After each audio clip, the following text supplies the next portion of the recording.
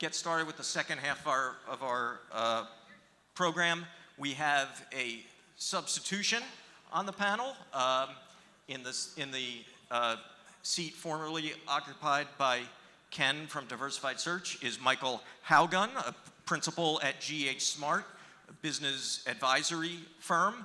If you were here the first night with Derek Green, Michael asked some terrific penetrating questions.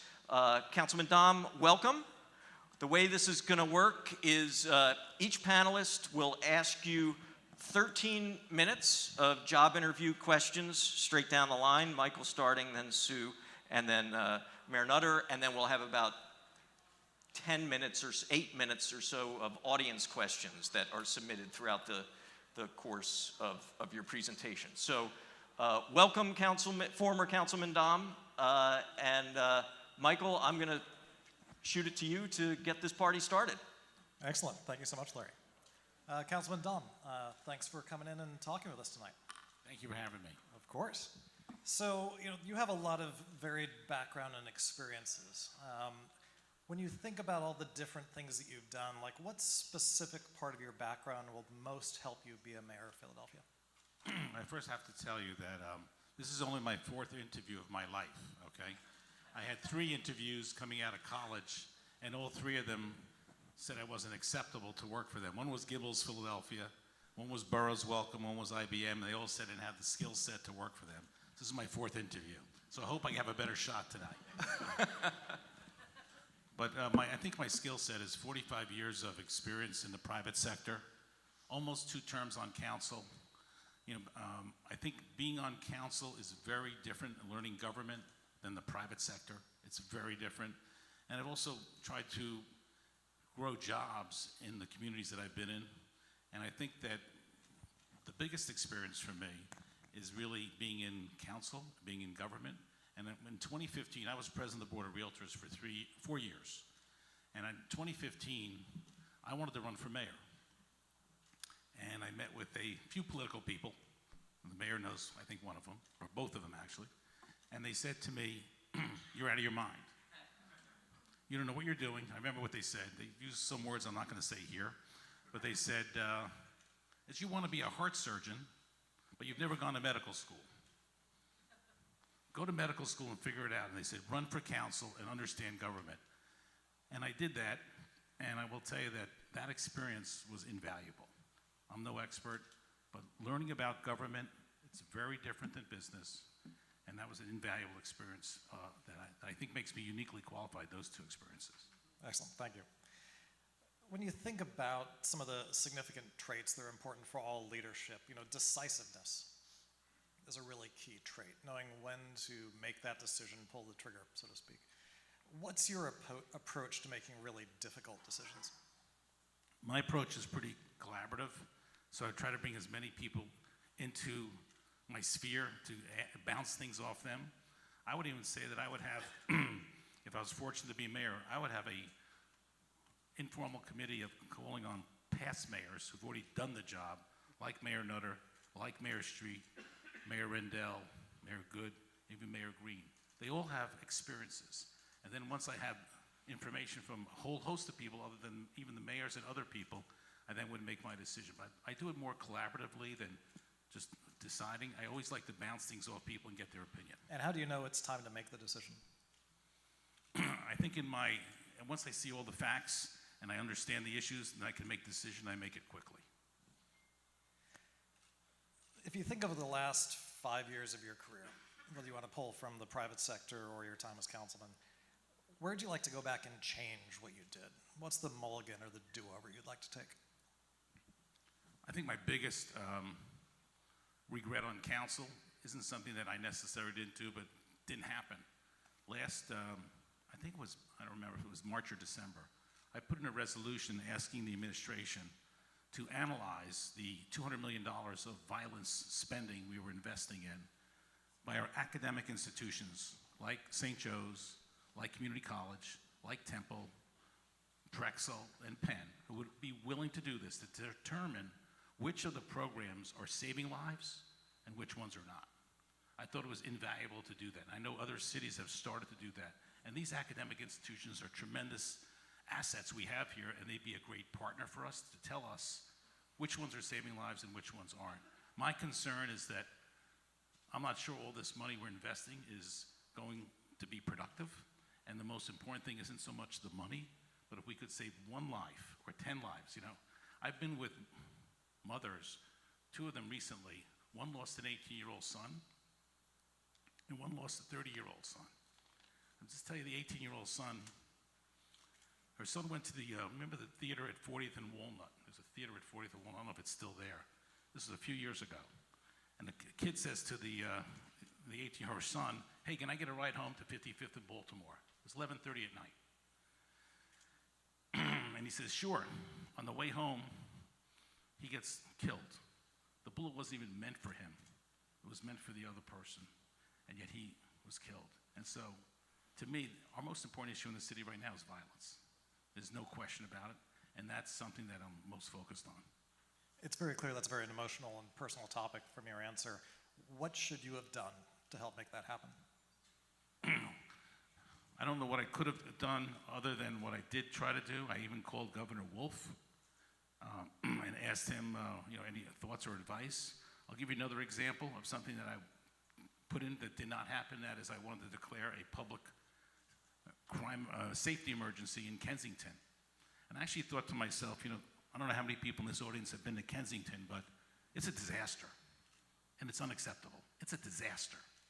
860 people live on the street. 60 to 70% are not even from Philadelphia.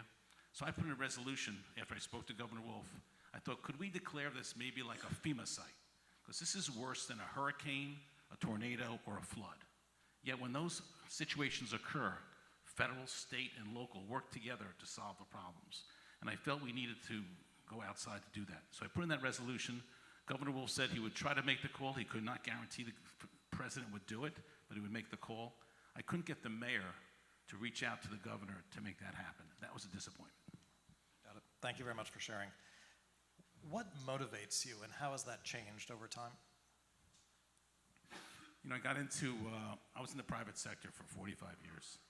And I realized when I was president of the Board of Realtors that the slogan for the Board of Realtors is the future of real estate. And it's really not accurate. The slogans for all these companies should be the future of Philadelphia.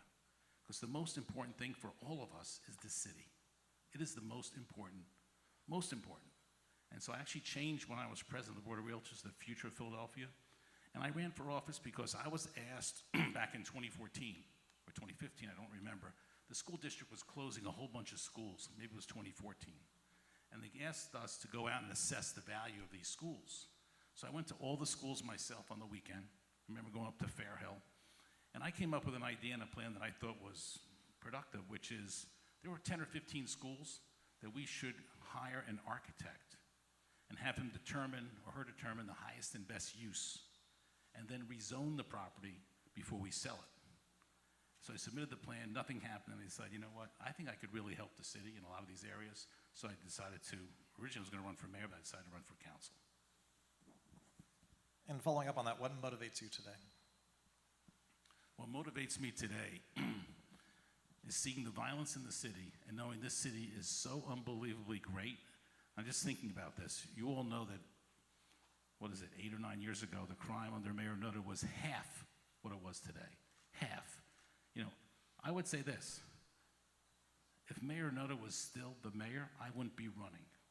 Because what motivates me is what's best for the city. That's all I care about, what is best for the city. I've told this to my colleagues. That's all I care about, what is best for the city.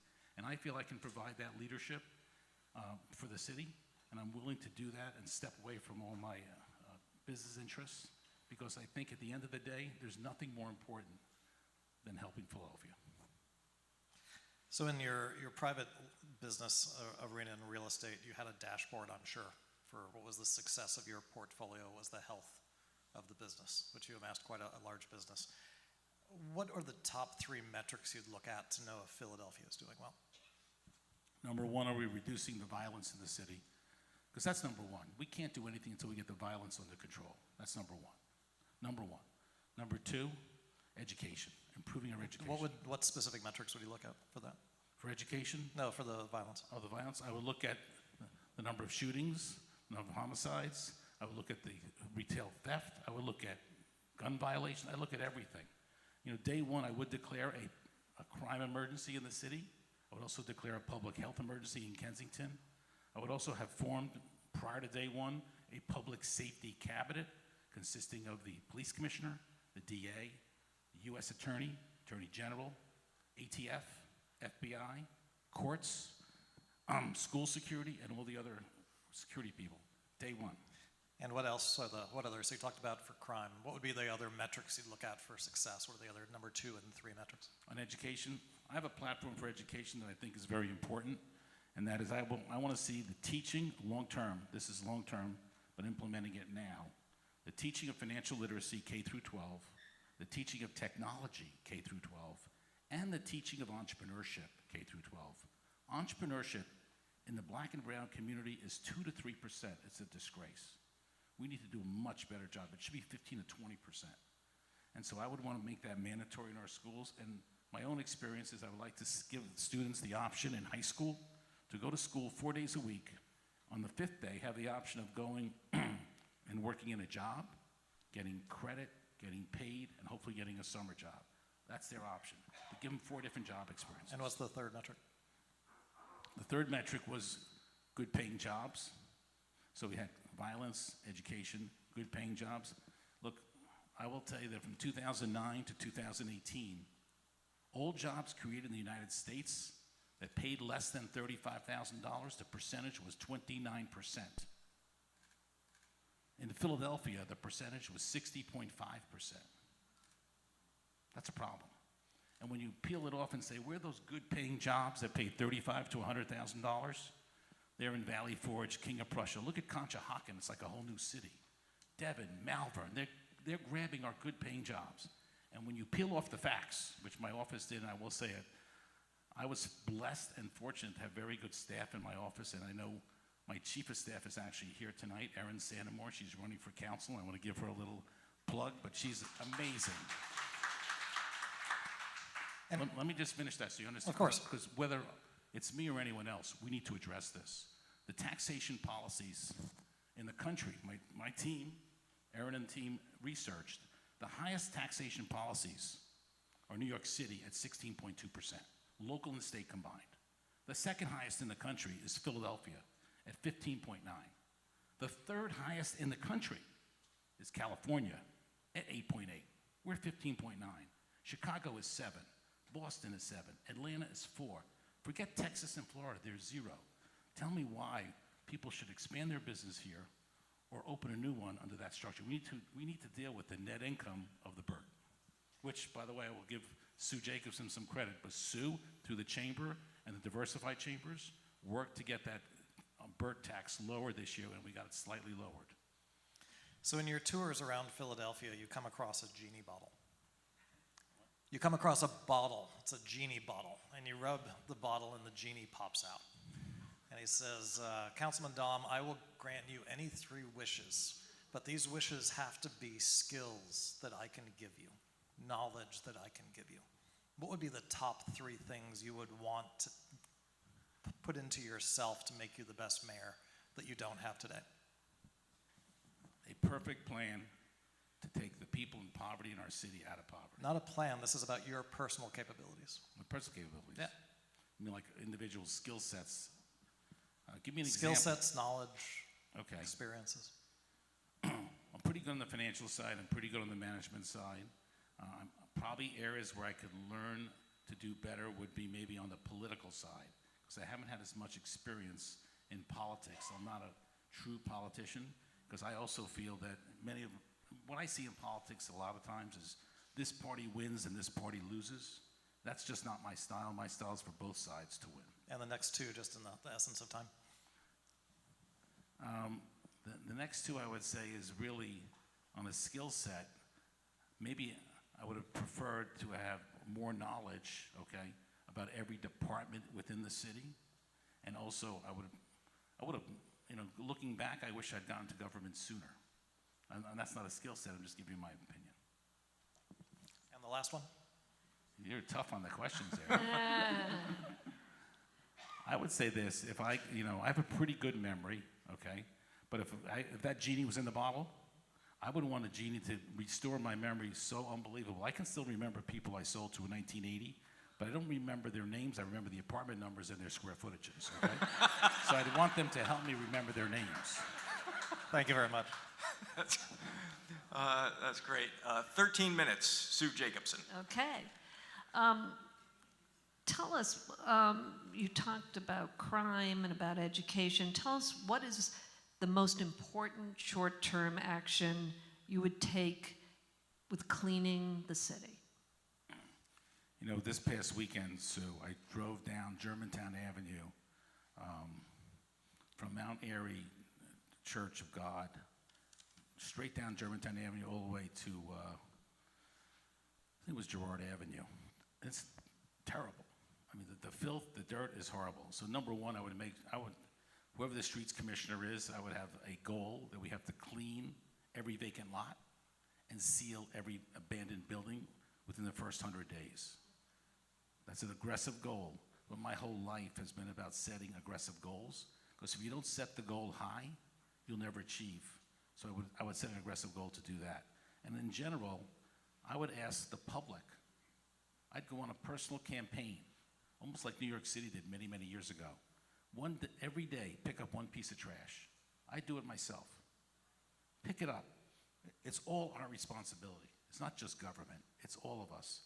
A lot of that litter comes from people who live in the city. I would ask every citizen, pick up one piece of trash, have pride in your neighborhood, and pick it up.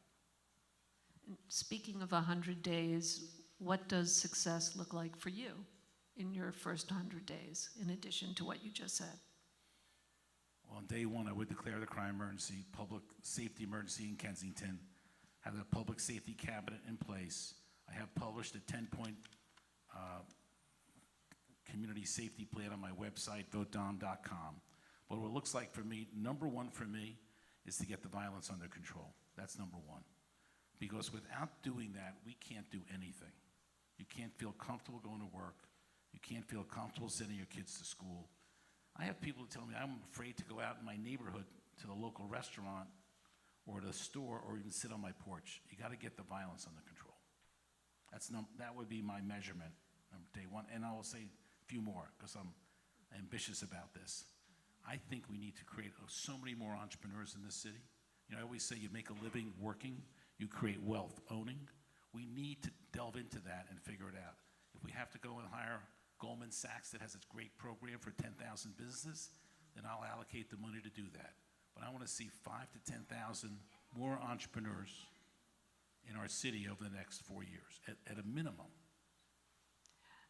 Earlier you talked about collaboration with state government, and with the new Shapiro administration, what would your top 3 priorities be? And how would you go about it? First of all, I think we are very fortunate to have Josh Shapiro as our governor. I really do. It's kind of amazing to be in that situation. Probably one of the best governors we're going to see in a while. And so, number one, I would collaborate with him on violence. Number 2, education.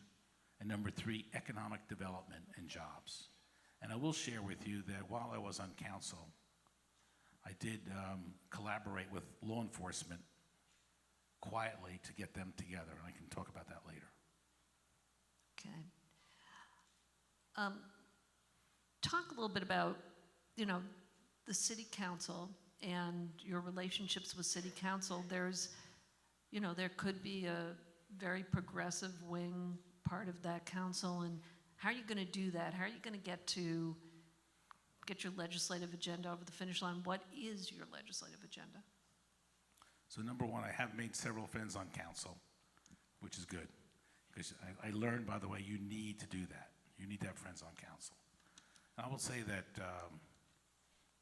I'll give another shout out to someone I think is doing amazing work, is Kathy Gilmore Richardson. I think she's an amazing council person. Deserves that. I'm not saying everybody isn't, but she, to me, is a rising star. Amazing. And hopefully Erin will be on council, so I know I'll have support there if she's on council, okay? But I would say that it's going to be collaborative. I plan to meet with council people, either on a weekly or monthly basis, one-on-one, which I never had the opportunity to do when I was on council with the mayor. But I think relationships are important, and collaboration is important. And I think when you can build I always learned in sales that number one, you must sell yourself, and people must trust you, and they must like you. And then they must trust and like your company, and then they'll consider whatever you're selling. We have to build that trust and likability, which I've done with several members. I need to do more. But I do think that it'll be collaborative, and I'll try to see what their goals are on council and try to achieve them and give them the credit. You know, Governor Rendell said to me in 2015, one of the keys to government, he said, do as much work as possible and give out the credit. It was good advice. Tell me, is reducing taxes a good or bad thing, and why? I'm just going to tell you one quick story, then I'll get to that answer. Following up on Governor Rendell's advice, you know, my office, Erin was in charge of it as my chief of staff. We worked on the taxes. We worked on the net income. We worked on wage taxes. We worked on it for years. We had all the analysis. We had eConsult do a phenomenal study showing why it was important. And I will say that at when we went to, you know about this, so we went to pass the bills. We got a phone call at 5:05 that day with the bill being introduced, telling me that I should give that bill to someone else to get it done. And what stood out in my head was Ed Rendell telling me, do the work, give out the credit, because it's better for the city. And at 5:05 that day, I did give that bill to Councilman Thomas, who got it passed. And that's the kind of teamwork we need to do in government. Not so much about what you get credit for, but how you can get things done. You know, we've got a lot of problems. We've got a lot of problems in the city. So, do you think we're a world-class city? And if so, why? And if not, why not? We are a world-class city. We just have to get some of the issues under control. I will tell you a quick story I heard last week. Someone who lives, I think, in either Fishtown or Port Richmond, or one of those towns, came up to me and said, I just moved here 2 months ago. I moved here from Boston. And he said to me, you know how friendly Philadelphia is? I know almost every neighbor on my block, and in Boston, no one will even talk to me on the block. And it rang with me because I've always said, and I went to school in Washington, D.C., and people in Washington would say, where are you from? And in Philadelphia, they say, what high school did you go to, okay? It's very true. It's like, what high school did you go to? And so our best asset is our people. Look at this. It's Tuesday night. What time is it now, 8 o'clock or so? Look at all the people that are taking time out of their schedules because they love the city. It's kind of amazing. I applaud all of you for being here. I never saw so many people at the Fitler Club, especially for a citizens event. It's pretty amazing, Larry. But on the world-class city, look, I will say this. Mayor Nutter, not because he's here, did a tremendous job with Philadelphia. Tremendous. He turned this around. I don't know if you all remember, this was the city where young people wanted to come to. This is a city where he put in the bike lanes. He did so many things for the city. I hope I can achieve that level of success that Mayor Nutter did. And I have read his book. If you haven't read it, you should. I've read it 3 times. It's a great book. And, you know, you're known as being from Center City. How are you going to balance that out with the neighborhoods, or are you not? Do you think we need to focus more to get our city back to that world-class status? Do we need to focus more on Center City, or do we need to focus more on the neighborhoods? It's a good question. You know, I have been around a while, and I remember in 1991, Center City was a disaster. And we needed then, when Rendell came in, to focus on Center City. I think if we focus one thing in Center City, which is getting the violence under control, and we spend more of our time and energy in the neighborhoods, it's the way to go. I look at these neighborhoods and I am concerned. I go to every part of the city. I've been to 52nd and Market, 60th Market. I've been to Germantown Avenue, right below Erie by Max's Steaks. I walked the blocks. I saw in that neighborhood, 80% of the stores on a Saturday afternoon at 2 o'clock are shuttered. I think we need to reimagine a lot of these business corridors And keep in mind, the demand we had 15 years ago is not the same demand today because of the internet. So we have to really figure out what will be successful in these corridors, what won't, and we need to really, I think, focus on all the other neighborhoods. I think Center City will handle itself. By the way, Harold Epps told me 55 to 58% of the city's revenue of the budget is generated from a 10-block radius from 18th and Walnut. No question, we have to make sure we still get those monies, but I believe that the focus is in the neighborhood, and the focus is in entrepreneurship and education. We have a lot of money that's come in from the federal government, from the Biden administration, and in some cases we're in danger of losing it because we're not spending it. Can you talk about that strategy and what you do? Well, I think our reserves right now, if I recall, I could be wrong, are about 370 million. We have another 350 million or so from the federal government, and then we have 1.4 billion coming in from the government. Instead of spending it, I would like to see how we can look at this and say, how do we invest it? How do we leverage those funds so that we won't have shortages down the road? How do we invest that money? And that would be my approach to those funds. You know, I'm a fan, I don't know what the cost is yet. I think we need to cover Vine Street, big project. I think we need to cover Vine Street. I spoke to someone today about the Roosevelt Boulevard subway. I think it sounds like a good idea. I don't know how we're going to get the funding for it, but it sounds like a good idea because you could have over 100,000 riders coming in there. But I think we need to do big projects. And I think Vine Street could be a really great project for us, especially from Chinatown going west. And my last question, in 2026, as we all know, we've got MLB, World Cup, all the, as we said before, what is it? Wrestling mania, our 250th birthday. We've got a lot going on. Can you talk specifically about your role as mayor? Well, first of all, my role as mayor would be the biggest cheerleader of the city. I would take a page out of Mayor Nutter and Mayor Rendell, now Governor Rendell's book. I would be the biggest cheerleader, not just for these events, but for any growth in our city, any business that's coming to the city. If someone called me and said, you need to go to the airport and meet the company, I'll be there on my knees begging them to come here. I'll go to the suburbs and try to get Vanguard to come into the city. They should be in the city. Fidelity's in Boston. Why isn't Vanguard in Philadelphia? But as far as the World Cup, we've had tremendous events in Philadelphia, and the city's done a great job, whether it was the Pope or the NFL draft. We've had so many great events. I would look at what we've done in the past and hire the best and the brightest to help us make that happen. All right, we are running down to our final questioner, Mayor Michael Nutter. You got 13 minutes. Thanks. So where did you go to high school? I'm glad you asked that question. I went to high school in a town that Governor Christie made famous. It's called Fort Lee, New Jersey.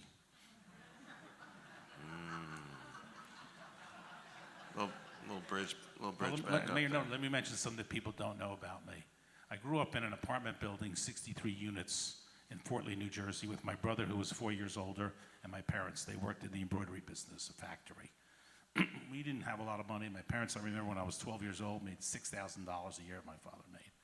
And so the rent when I was 12 years old in this 800 square foot, 2-bedroom, 1-bath apartment was $100 a month. We had no hot water for 2 weeks. My mother was so upset, she calls the landlord, who lives in a town we never heard of, called Lower Merion. And she calls him on a Sunday morning, and he says to her, how dare you call me on a Sunday morning? Hangs up the phone. She calls the mayor of Fort Lee, who gets us hot water, great job by the mayor, the next few days. And 3 weeks later, we get an eviction notice, evicting us from the apartment 30 days later. So that was my experience in Fort Lee. But I also want to share 2 other quick things. You're eating up my time, man. All right, go ahead. I won't share. So what were you doing before you became the condo king? I can tell you that story. 5 years old, Just tell me what you were doing. I was in the time lock business. In the what? Time recording door lock business. So I worked in the lock. I went to school at night at American University, took all night classes. I worked full time for a lock company in Hyattsville, Maryland. started assembling locks, asked them if I could sell them, they said okay. They said, I applied for 3 jobs, I got rejected. They said to me, That's really stuck with you. The 3 you know why? jobs. 78% of theft is internal, and that's what that system, time locks prevent internal theft.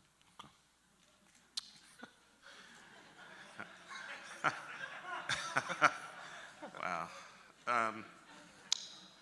So you've been, I mean, it sounds like pretty much on your own from a business standpoint, 45 years in, you mentioned earlier with Michael, in the private sector, 6.5, 7 years. I don't remember exactly when you left, city council time. But there was a recent report related to one of our unions that you were not invited to seek endorsement. And again, you know, as mayor, you have to negotiate contracts, deal with our public employees. We have a number of unions, but the 4 majors, police, fire, and the 2 AFSCME unions. What is your level of experience? Because in the private sector, I mean, you can obviously tell me if I'm wrong, you may not have had much contact with unionized workforce. Almost all of our workforce is unionized. How are you going to deal with that? Well, I'm very skilled at negotiating. I've negotiated thousands of contracts. This is not for a house or an apartment. I know. This I is understand. people's lives. I know. Okay. But I will tell you why they didn't call me District Council 33, I believe. It was because I introduced legislation 5 years ago for non-represented employees in the city for the elimination of the drop program. And they were extremely upset about that. But I believe, and I still believe, that that's something that we should accomplish, and that is eliminate the drop program for the city employees. All right. Got that. But if you're the mayor, that issue, consider it or put it aside. How are you going to deal with a highly unionized workforce and get things done? First, I would make sure we have a very good lawyer on our side from one of our law firms in the city helping me represent the city, because I probably haven't had that experience. So I would seek outside counsel to help me. That's how I would handle it. That's it? I mean, you're just going to No, have the lawyer deal with them? Or? I would be with mean, the you're the lawyer. mayor. Yeah, I mean- I would be with the. Look, I negotiated bigger contracts. I haven't had the experience of negotiating a union contract with the city. I mean, very few people have had that experience except mayors. So I would say that I would have a really good law firm or a lawyer, a city lawyer, like, with us, a labor lawyer, and I would be there too. I think my skill sets in negotiating are pretty good. So I think I could grasp it, I understand it, and I would learn it. Earlier you mentioned your collaborative style. Obviously, that's good. The kind of kitchen cabinet, or even former mayors. You want to talk to a lot of people. Michael was asking you about decision making, and then you also responded. You want to see all the facts. You're not going to know all the facts, and you don't have time to talk to a whole bunch of people. In many instances, you're not going to dial up folks for the next couple of days when you have a decision that needs to be made today. So how do you make decisions? I get as many facts as possible that I have, and then I'll make the decision based on what I think is the right decision. You have a large, I don't want to call it an enterprise, but I mean, business. Numbers have been reported in the paper. I don't want to get into that. What happens should you become mayor? I'm assuming you're not going to sell them all. So, somebody might do something one day, and L&I has to call the mayor to talk about one of his properties. What are you going to do with this business enterprise? So basically, I'm going to step away from everything that I own. I'm working on an ethics plan right now with the same attorney who helped President Obama and President Biden with their ethics plan, and it should be out in the next week or two. But it's basically going to be a firewall between myself and any of my interests. So you're going to put out the plan next week? I mean, you're not walking away from things next week? No, put out the plan next week. Right. I Okay. wouldn't walk away till January 1 of 2024. Got it. And my son is also going to get involved, and I have 3 other people in my company and another trusted attorney who would be able to handle things. Your experiences in real estate, maybe a variation on Michael's question or Sue's. You've had all this experience in the real estate world. You know, obviously, I mean, selling a piece of real estate, making contracts showing property is very, very different than running the city of Philadelphia. How does that translate from the one industry to the other? Well, you know, while I was in council, I was the one who was most vocal when we went to buy the Inquirer building, because the police headquarters was going to be at 46th and Market, I believe, under your term, and we had already invested a lot of money at 46th and Market. We had a lot of financing at 46th and Market, and no question, I got put in front of me, they were buying the Inquirer building for $90 million, and I knew it had been purchased a few years before for substantially less, so I raised my hand. I said, hey, well, how's this worth $90 million? Where's the appraisal? And they said, oh, we don't have one. I mean, it's kind of amazing to me. And you're asking me, you know, me.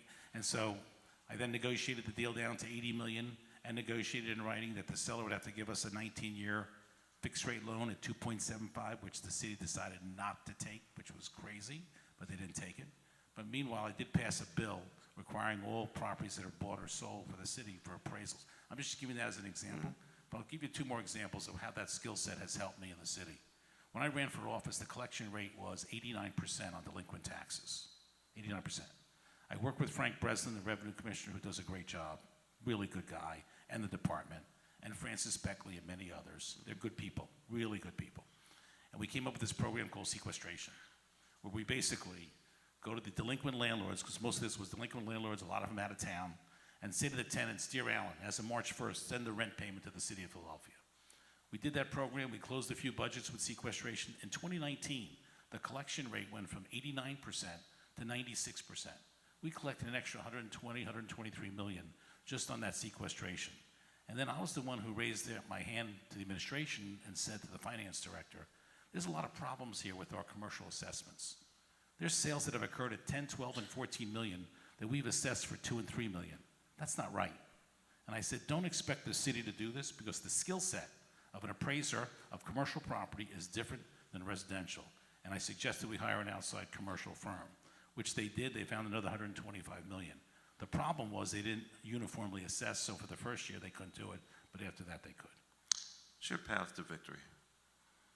My path to victory is going to every neighborhood of the city and speaking to the people, which I have been doing since November 15th. I've been out there every day. Anyone who follows me on social media will see I'm out every day. I mean, last Tuesday was a crazy day. I was out from 6:30 in the morning till midnight, but I'm out every day working. I'm out every day meeting people. And I will say this, when I talk to people about my education plan, parents love it. Parents love the idea of their kids learning financial literacy, K through 12, learning tech and learning entrepreneurship, and giving them an opportunity to work one day a week in a job in high school and go to school for 4 days.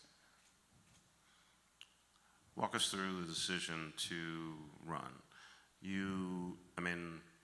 It seems like you could have done anything else even before going to city council and certainly running for mayor. Why? What's driving that? What's that about?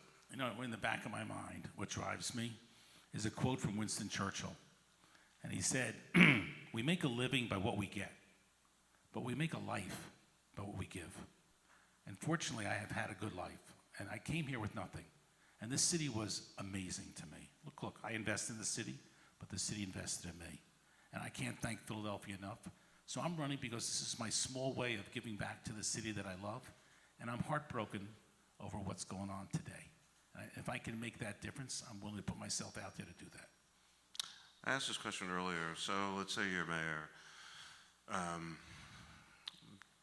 The district attorney, in many instances, has a very different philosophy on public safety. You're the mayor, you appoint a police commissioner. You'll tell us maybe a little bit about how you think about that particular position. But mayor, police commissioner, DA, and the courts, there are a lot of players in that world, but I've always felt that those four were critical. 3 of whom are independently elected. Can't tell each other what to do. How do you break through that? Get these, I don't want to talk about it in numbers, the devastation to people in this city. How are you going to manage those entities that don't work for you? I have worked with the district attorney because I have had 8 or 9 public safety meetings myself under the radar with the DA, U.S. Attorney, Attorney General, police commissioner, FBI, ATF. I've had those meetings, not at City Hall, in another location. I understand. How are you going to turn it around? I got a minute. All right, and I will say that I have worked with the DA in 4 of those meetings, okay? And if I can't get cooperation with the DA, I will seek to go outside. I'll seek to go to the governor or the attorney general or federal to help on a federal level. But I won't stop. I will seek to go outside. Governor Rendell told me that on the gun violations, we're 0 to 6 months for our prosecution. I think on federal it's 6 years. I'll seek to go outside, and I'll ask people like yourself for help. I know one thing, I don't have all the answers, but I'm very good at asking people to help the city. Greatest accomplishment, greatest disappointment. I'd say the greatest accomplishment for me is the wage tax bill I passed, because we did the research that showed, sadly, 3 years ago, of the top 50 cities in the country, we tax lower income people the highest. We tax them at 18.1%. Chicago, LA, Phoenix, New York tax them at 10 to 14%. So we passed a wage tax bill that would reimburse 60,000 families, 200,000 people, a small portion, $800 to $1,000 of their wage taxes. That to me was the greatest accomplishment because I could help them. The biggest disappointment I mentioned earlier was the administration not engaging our academic institutions to figure out what programs are saving lives and which ones are not. Thank you. Thank you. All right, we're going to get to audience questions. Yeah. By the way, just a quick point of personal privilege here. I had a source who told me about these meetings that were taking place that you, Councilman Domb, had convened with the DA and the U.S. Attorney, and that it had sometimes gotten confrontational, and I called you, and you didn't really want to talk about it. So I'm glad you because probably for the reason that you talked about here, which is you didn't want to deflect or claim any credit. Although I don't know if there was, but so I'm sitting here stewing a little bit because I remember that conversation where you didn't want to answer my questions. But that's my issue to work through. My therapist will deal with that. Let's go to Charles Ellison from WURD for audiences from for questions from our audience job interviewers. All right, thank you, Larry. Quite a few questions coming from the audience. How are you doing, Councilmember? All right, good to see you. Nice to see you. All right, good. So, what does housing policy look like for a former realtor? And will your relationship with other realtors and developers in the city influence the way that you carry out housing policy? Particularly, we're getting questions about this from several audience members, particularly as it relates to the poor or people who are being gentrified. So I would say we do need a master plan for housing, which we don't really have right now. And we need to have everyone engaged in affordable housing. But housing becomes a lot more affordable when you have better paying jobs. You know, when you look at the top 50 cities in the country, we have some of the most affordable housing. But when you look at the top 50 cities in the country, we have some of the lowest average income. So one of the programs is let's get better paying jobs into the city, which we talked about earlier. But on the affordable housing, I'll share with you an example of what I think we should be doing as a city. Back in April, I was in a council hearing, and we talked about $250,000 homes where we would give a second mortgage, it's called a soft second mortgage, to an affordable home buyer of $120,000, $125,000. That is, provided they lived there for 12 years, that mortgage would wipe out, $125,000. I raised my hand and said, I understand the goal. The goal is to make it affordable, so you're paying on a mortgage of $125,000 instead of $250,000. The rates then were like 5.5 to 6.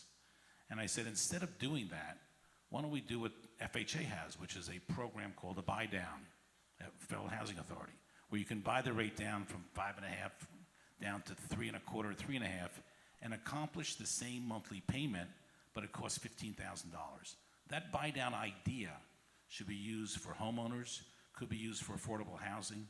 And I just got an email last week from someone in Council President Clark writing to me saying, hey, Alan, you were 100% right because it was in a national publication how we're now using buy downs to make these homes more affordable. You know, there's two ways to affect value. One is to lower the price or give a grant, or two is to affect the cost of financing it. Okay, so an audience member had another question. What about rents? Because nearly half the city rents. So what do you do about rising rents in the city? Well, you can also use that buy down for allowing people that are developing. We as a city could make that case to a developer, say, look, we want this building to be affordable. We'll buy down the rate, providing you provide the affordable housing for renters and tenants. Now, part of being the next mayor will involve tackling the streets. You did mention the streets briefly earlier on. So what's your plan to make streets cleaner? I don't know if we got a good glimpse or sense of exactly what that plan is to clean up Philadelphia completely. Well, I would meet with the streets department and all departments. You know, my grandmother instilled in me that cleanliness is next to godliness. And if people see me walking on the street, they actually see me picking up trash all the time. And that's just the way I was brought up. And so as far as I'm concerned, we would have to focus on, I was up in Northern Liberties today, we saw trash. I was talking about Germantown Avenue. It's filthy dirty. So number one, I mentioned earlier, clean every vacant lot, number one, and seal every vacant building. But more so, upgrade the level of trash collection in the city and street cleaning in the city. A clean and safe city is like paramount. So I would be all over the cleaning of the city. What are your top 3 performance indicators for a well-performing city? And what we mean by city there, what this audience member means by city is not just government, but city as experienced by all Philadelphians. Number one is the reduction of the violence in the city, number one. I can tell you my 3 goals. It's a reduction of violence. It's number 2, bringing good paying jobs into the city. I actually have 4.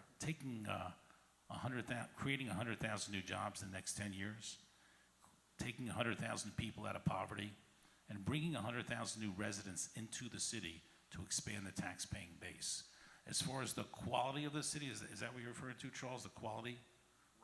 The performance indicators, like what are the top 3 performance metrics? Like how are you, what are those 3 measures to show you that, hey, what I'm doing is working? One would be the collection rates and look, I was the chair of the Fiscal Stability Committee on council. We had meetings every 3 months, and Erin basically did a great job coordinating that.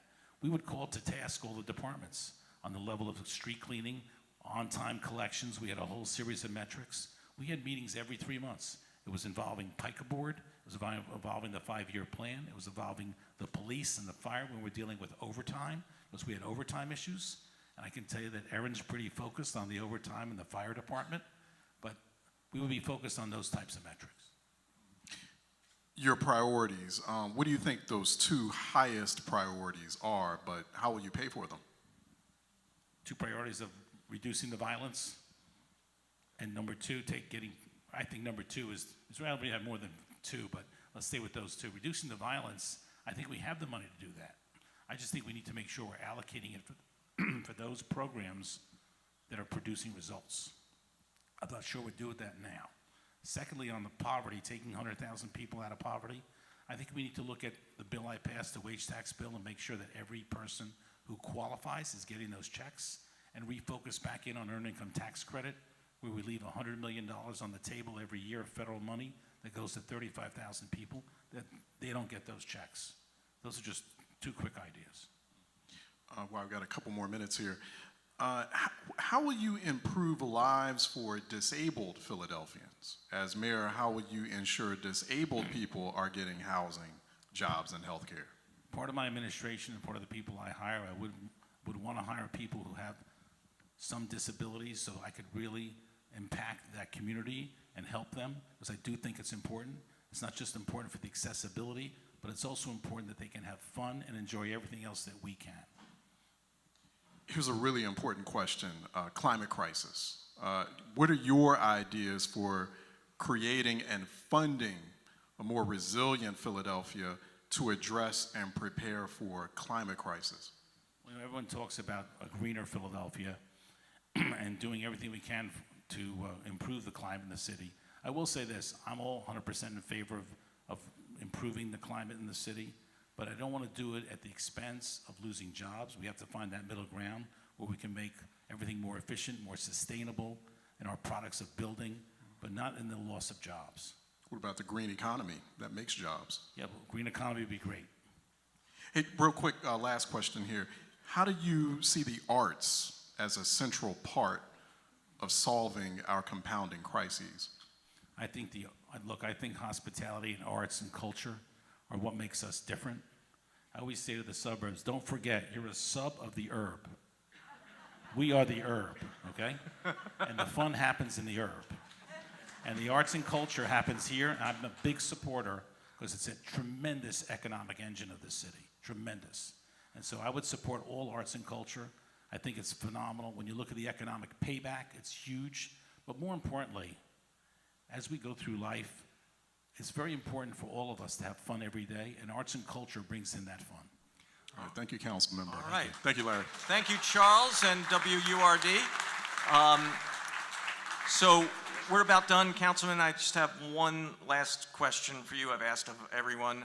If elected, would you agree to come back here before an audience like this for an annual job performance review? I would absolutely. I just want to say this to you, Larry. Thank you for doing these interviews, and thank you for caring about our city as much as you do as a citizen. Appreciate it. Thank you, and thank you for your service.